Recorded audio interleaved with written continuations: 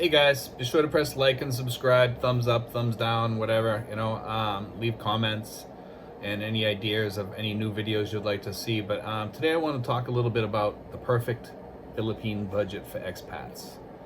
Okay, I've been thinking about this one for a while because my budget works excellent for me. Um, and the perfect amount of money to have here is probably like about 1,500 bucks.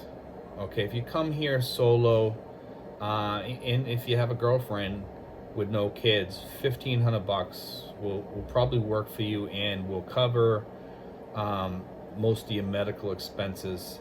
About 1,600 bucks is I would say 1,600 bucks is better. Okay, I'll be honest with you.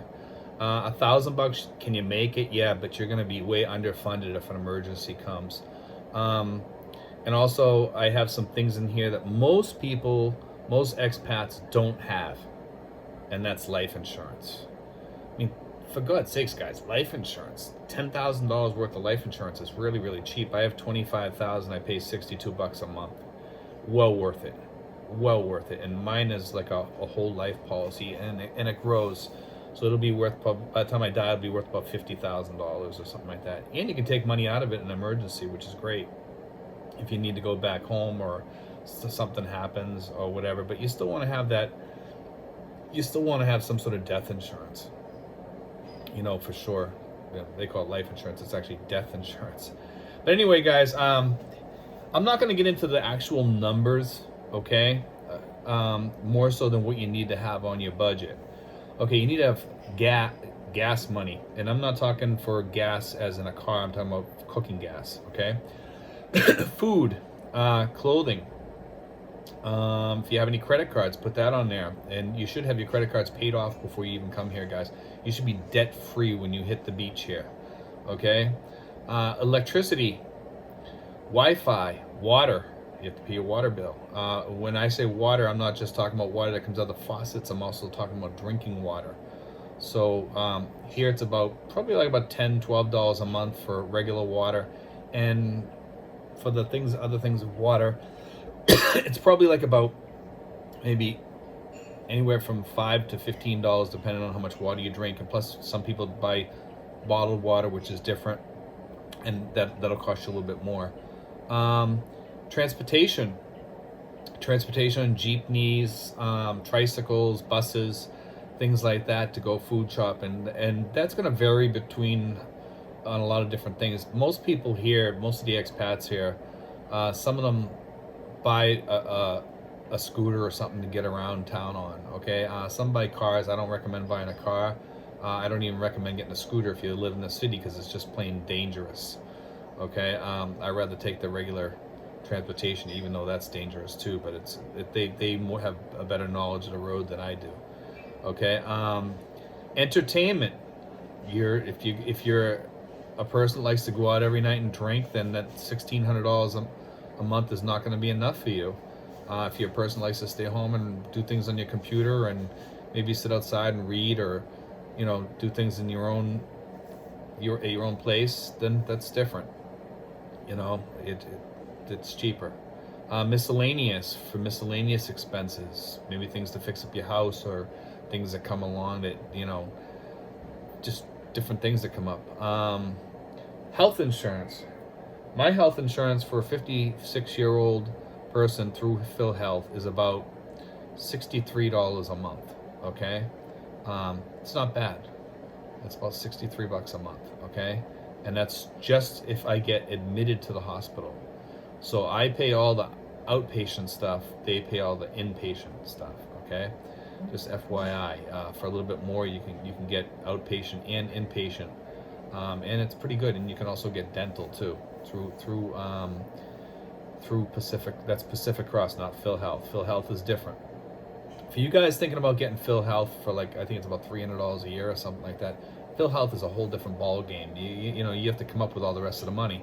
Granted, it's cheaper over here, but it can be a lot of money. And if you're going to do that, I would put aside, we'll get into that later with another one of my things here that I have listed on here, and that's a different part of the budget for self because I cover myself outpatient, so I put a little bit aside for that just in case, and I put a little bit aside in case, because there's some things that don't get covered through Pacific Cross, I'm sure. So I don't know what they are, but I'm sure there's always something in there, or maybe they only cover to a certain point, and then I have to start covering. So I want to have a little bit of money, in an emergency fund for that, or if my girlfriend gets sick or something like that, and eventually I'd like to get her into some sort of like Pacific Cross plan too, and that could cost you a little bit more.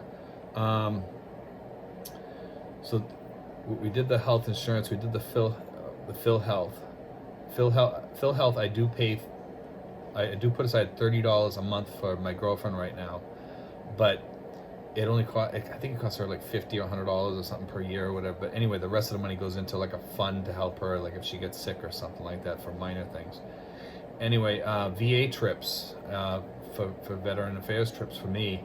Laundry, have that put on there. Rent is very cheap depending on where you are. A lot of people are going to places like Dumaguete, Cebu, places like that. They're going to places that are expat friendly places, and all places here are pretty much expat friendly. There are places in Mindanao I would stay away from, but I would say this, that if you're looking for cheap, okay, there's many cheap places here, okay, but you look at your health before you go to some of these places, because if you're a veteran and you need veterans care all the time, you need to go to the clinic a lot, then I highly recommend staying in the Cavite province area, okay? I wouldn't move to Davao, or I wouldn't move to Cebu or Dumaguete, any of those places at all, because you're just making a big mistake. Because if you need to go to the VA, you have to fly up, or you have to take a boat or whatever, and it's just going to be a big hassle, okay? So if you come here, go to Subic, Angeles, at least you're going to be fairly close to the VA, fairly close, okay? But Cavite is cheaper than Angeles and Subic, way cheaper. You pay $60 a month for a one bedroom, which is what I have, and it's clean, it's decent. I mean, you have to do a little bit of the work, and if you watch my video, you can see my apartment. My apartment's very clean, very nice, and very Americanized. I have an American toilet, I have good Wi-Fi, good TV, I have everything here that I want, and I have a little cabana outside for sitting out there and relaxing. I have a porch out front, I have my Adirondack chairs, and then let's see, we're gonna get into some other things here. We did laundry, we did rent. Rent here, by the way, is like $60 to $70 a month for one bedroom, okay? SBLI, I have SBLI life insurance, guys. Okay, I have it's like a whole life policy type thing, and it grows, okay? SBLI life insurance is great, it's cheap, it's reasonable.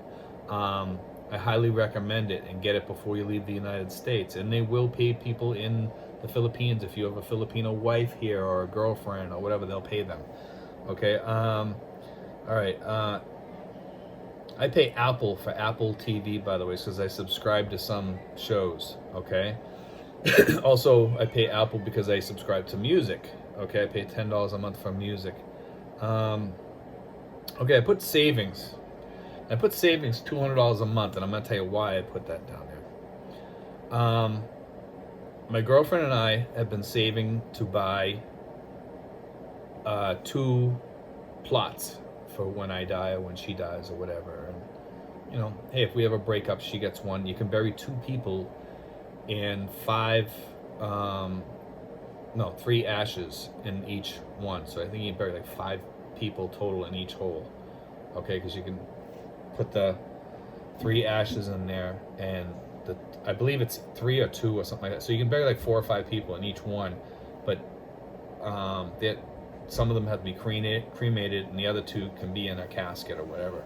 Okay, so just FYI, it's just something good to know. You should at least have that, guys. Seriously. Okay, you really need to plan ahead over here. At least give your girlfriend a place to bury you. A lot of people are the girls here. They're still holding the ashes of people that have died here. Some of the people that I know here, and I've read online, Some of the girls said, I still have my husband's ashes because I don't have the money to bury him. You know, it's like, okay, and I asked, is he a veteran? They say yes. Well, then call Subic Bay, because the VFW up there, and they'll get you a plot up there.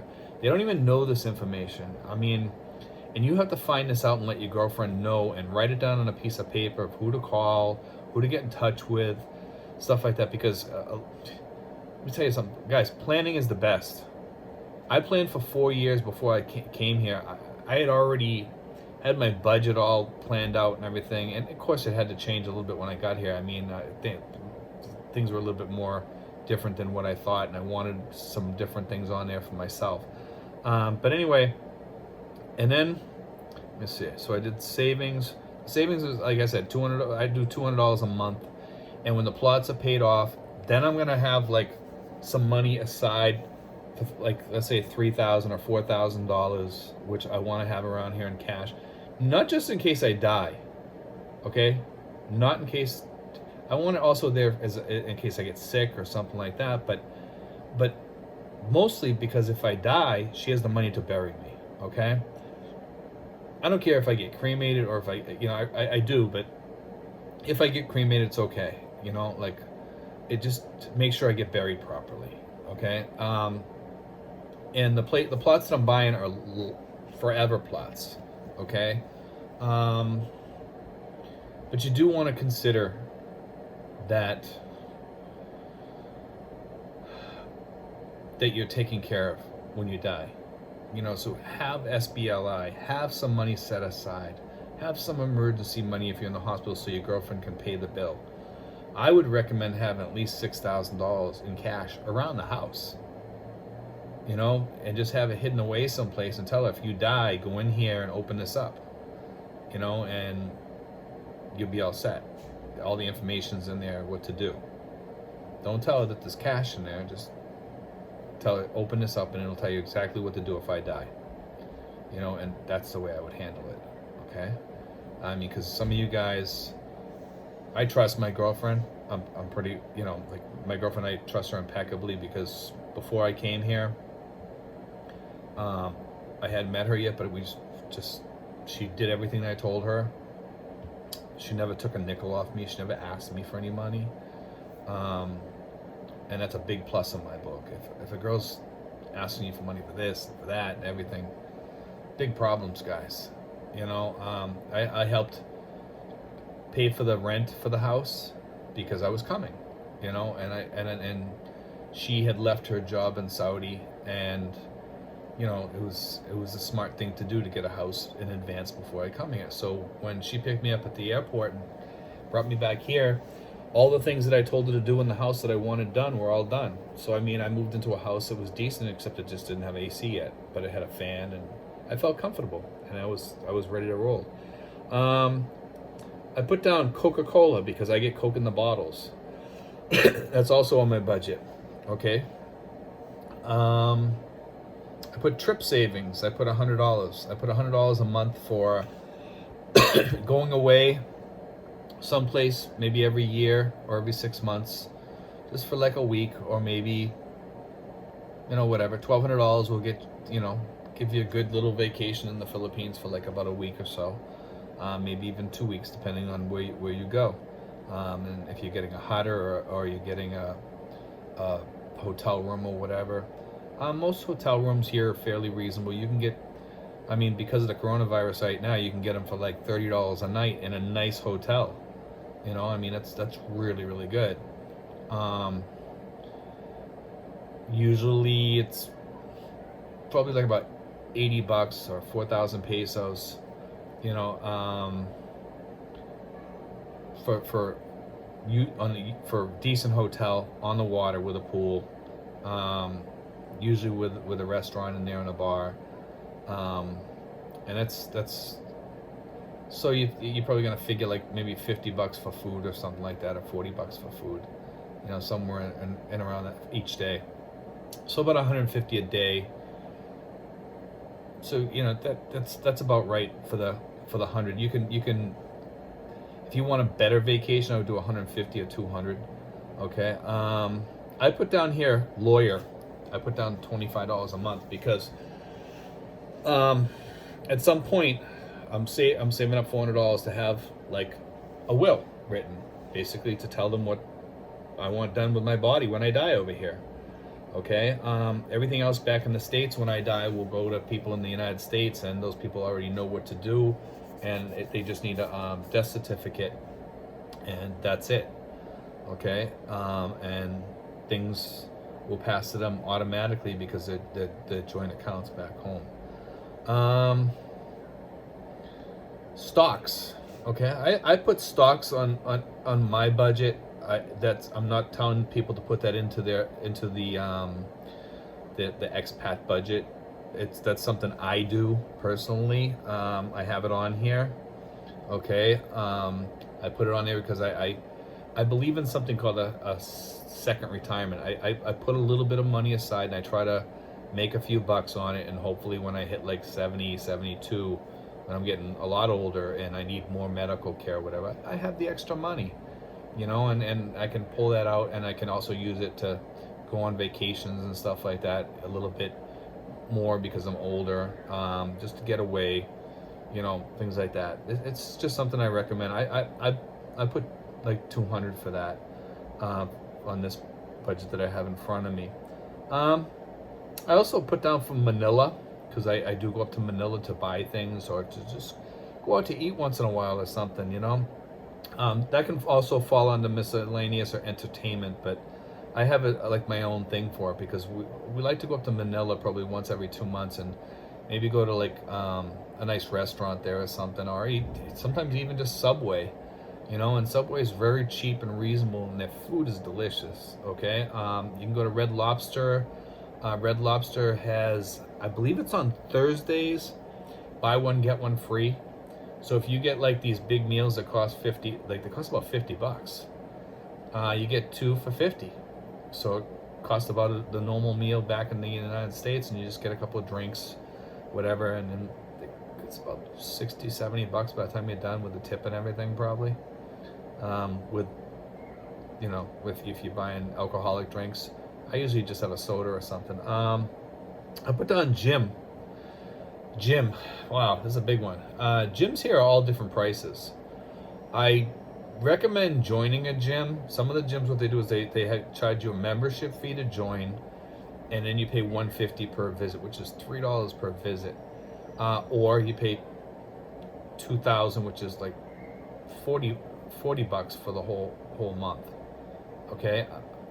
So I just paid $40 last month, and I didn't even use it. I used it once, and I was sick with the flu for the rest of the month. So I didn't get any money's worth out of that. But I'm gonna start paying the $150 from here on in for that. You can also I put on here chair, because I bought my Adirondack chair, but it's already bought. But it's still on my thing here that on my budget. What I do is I add things onto my budget, and I try to leave a little extra on my budget so I can fit other things in there, so I don't have to delete from other things like miscellaneous, and because some things you can't delete, you can cut back a little bit on food, but how much can you cut back on food, without suffering, and you don't want that. And you want to make sure, guys, when you guys come over here, that you're at least getting something to keep up with the cost of living each year. If some pensions have a cost of living increase and some of them don't. Some of you guys are on Social Security. Some of you guys are on disability. Some of you guys are on military retirements. Everybody's got a different budget. Okay, and every time I post about a budget, I always get some person saying, well, that budget's not going to work for me. No, it might not. I'm telling you my budget. I'm not telling you your budget. I'm telling you a budget that you can work with, and you can do something with, and you can take it and build from my budget. Okay? I do think that this is probably one of the best expat budgets I've seen out there, because it works for me. Because it covers death, it covers sickness, it covers health care, it covers your girlfriend. Okay, because like the Phil Health, I said I put aside 30. I think it should be more than that. Eventually, I should probably do 50, so that not only does she have Phil Health, but she also has some money aside to cover what Phil Health doesn't cover. Now remember, my girlfriend's younger than me. She's in her 40s. Okay, so she's younger than me, so she's healthier than me, you know, and she does pretty good most of the time. And she can, when she goes to the doctor, it's like anywhere from $6 to $10 or something like that, and probably has to pay get a prescription for like $5 or $10 or something. So I mean, yeah, that'll cover that. But if she has something serious, she's gonna need some more money in it. And also I look at it like, remember I said I had the savings of $200 a month and what that's for. And I told you what that was for. It's for to buy your burial plots. As soon as you have enough money in there for a burial plot, buy one. And then after that, your next thing would be to go into like to save towards at least burying one person, possibly two, because your girlfriend eventually is going to die and she's going to need some money. And if you really care about your girlfriend, guys, you know, or your wife, you want to leave at least some money for her when you pass away. Some of you guys are leaving nothing, and I find that simply disgusting. You know, that it like,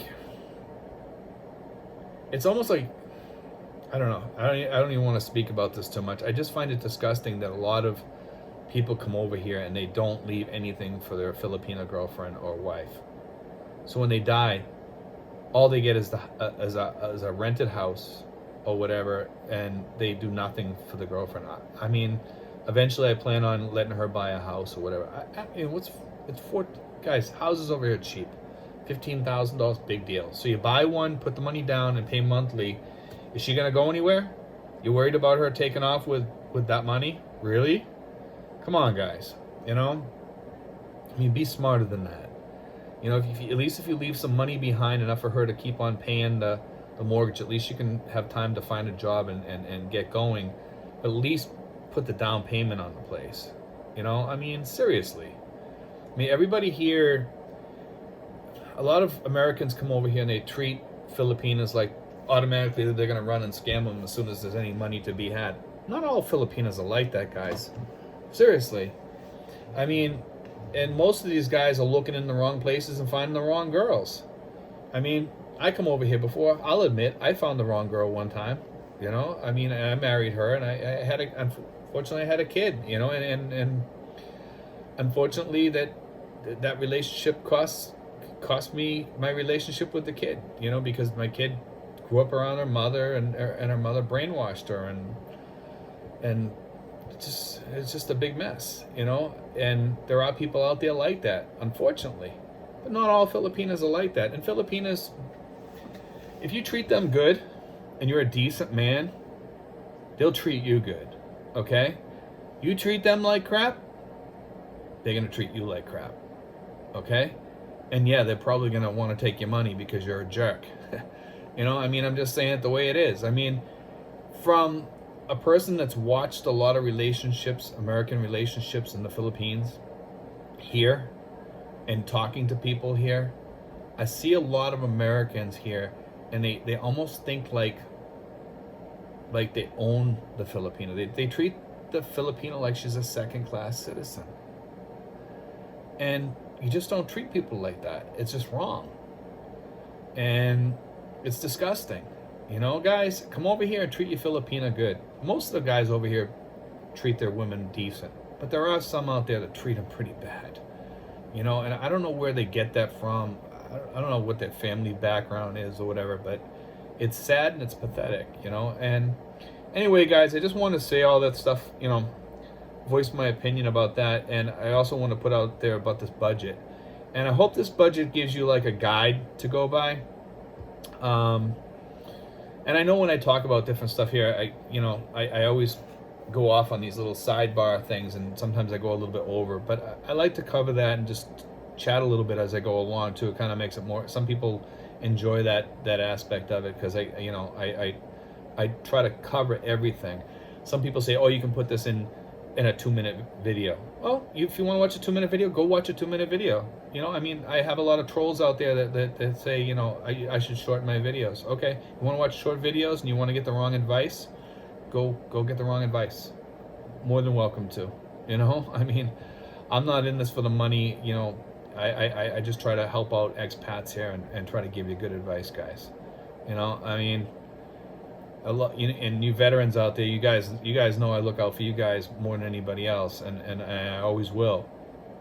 And we always try to look out for each other. And for you guys getting ready to come over here from the United States, everything that I mentioned on this budget, if you know, I can't plug in your numbers. Okay, so like if you're looking for a basic cost of what something costs and you want to know, if you have a question about it, put it down in the comment section. I'll answer it. I'll give you my costs, okay, and you can go from there. But if you have serious health problems, this budget's not going to help you. It's probably not going to help you. Because if you come over here with heart conditions and you're always up in Manila at some hospital up there that covers, you know, heart conditions and stuff like that, and you're paying huge bills, this isn't going to help you. But if you guys have like you have a good pension and you're making, I mean, there's people coming over here with $5,000, $6,000, $7,000, $10,000 pensions, and you can live like a king over here, and you can put aside a lot of money. And if you're married and you trust your wife and stuff like that, she can pay for your medical bills out of your own money, because you can save serious money over here. But I wouldn't be, you know, I'd still have a good budget, and I try to live frugally. You know, being frugal is key to living over here. I mean, I go to McDonald's, okay, and my budget works because I go to McDonald's, I look for deals. I go to Kenny Rogers, they have a 2-for-1 deal, two meals for 250 pesos, which is $5. They have burgers on there, carbonara, burritos, and what's the other one? There's something else on there, I can't remember what it is. Quesadillas. There's 4 items on there.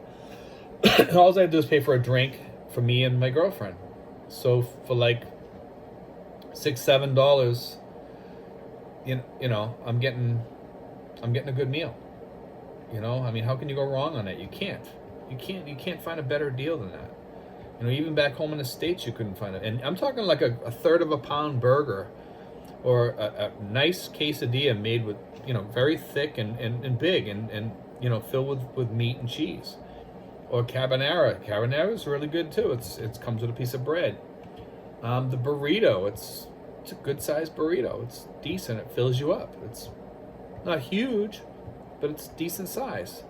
So I mean, I just want to, like, you know, put all that stuff out there, guys, and be sure to like, subscribe, give me a thumbs up, thumbs down, and leave your comments. And like I said, if you have any questions about like what something costs over here, I'll be more than glad to give you my costs, okay, associated with different things, okay. And if you know, if you want me to do another thing on a workable budget in Cavite, I can't talk about Cebu. I can't talk about Manila because Manila is very expensive.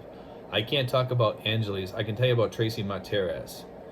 And Tracy Martirez is a good place for expats. There's a good sized expat community here. Some of the expats here, a lot of them have left. Some went back to Australia. Some moved north to Baguio. Some of the ones that are left, there's a couple of good guys here, and there's some kind of weird expats here which I don't even communicate with. I've seen them around. I've tried saying hi with them. I tried talking to them a few times, and they're just too strange for me, to be honest with you. I mean, sometimes I think people come over here and they have like mental health issues, and those are the people you just try to stay away from, you know. And I think there's a lot of expats here with a lot of mental health issues. I'd say a good, I don't know, maybe around here, probably a good 20%, 30%, you know. And then there's some expats that just have mood conditions. Let's just put it that way. They're moody. They're disgruntled about life. And, you know, and guys, if you think you kind of come over here and all your expats over here are going to be friendly and nice, a lot of them aren't. majority of them are good, decent people. Some of them are a little bit strange, you know, to be honest with you. But normal is not a word I would use. You know, there's a few normal people around here. There are, okay, but that percentage of them is kind of low. You know, probably like about 50% are normal. You know, some people are running from something. Some people, their health issues make them disgruntled and angry.